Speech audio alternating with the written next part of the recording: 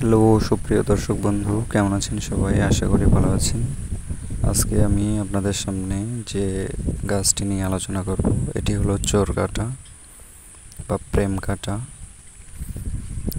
এর বৈজ্ঞানিক নাম অ্যান্ড্রোপোগন অ্যাসিকুলেটাস এবং এটির পরিবার হচ্ছে গ্রামিনী। এটি অতি পরিচিত এবং আমাদের আশেপাশে খুঁজলেই পাওয়া যায়। অনেকে একে লাভগ্রাস নামেও চিনে।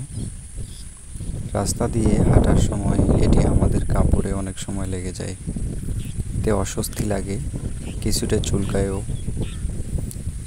ছোটবেলায় অনেক সময় আমরা ইচ্ছে করেই চোরকাঁটার দঙ্গলে পা ডুবিয়ে পোশাকে গেঁথে নিতাম, বিশেষ করে স্কুল জীবনে।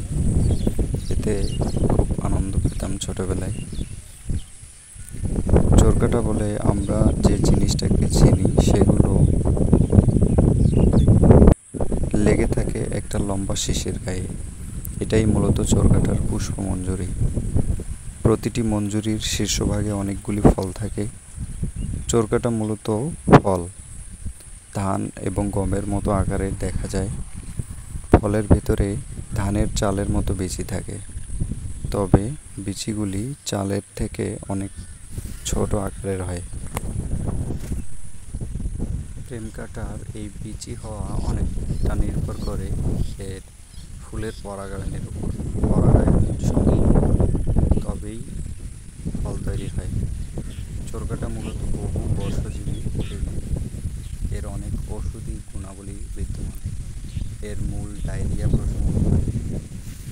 বাত ব্যথায় এটি ব্যবহার আছে। হিন্দু শাস্ত্রে চর্মরোগ ও বেদনা উপশম, কোষ্ঠকাঠিন্য পরিষ্কার হিসেবে এর ব্যবহার পরিলক্ষিত হয়।